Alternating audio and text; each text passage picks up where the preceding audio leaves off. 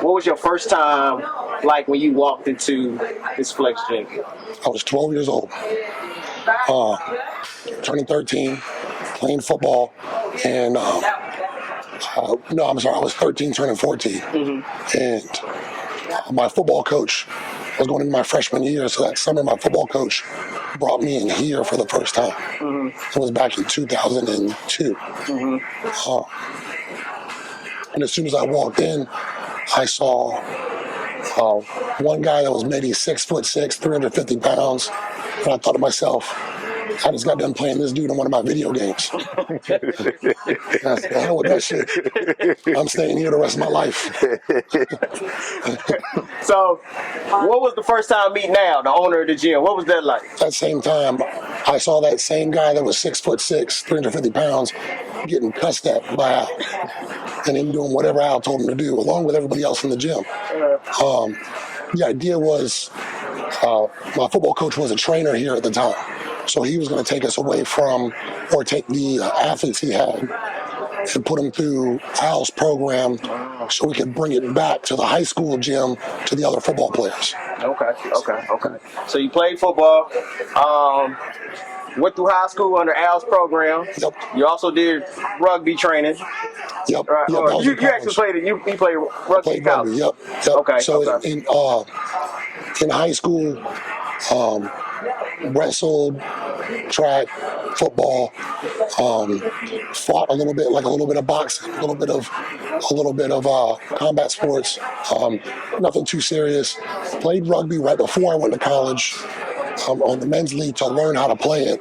And I went to Longwood University and played rugby for Longwood University. And how did the training from here help you in those sports? Well, we used the strength training from here. So what I would do is in his program, he would have us either bodybuild or powerlift, not bodybuilding in the sense of the sport. He would have us basically find a deficit and build it up. If you had weak hips, he would build your hips up. And then he would put us into powerlifting to translate it to measurable strength. And then we would go right back to our sport.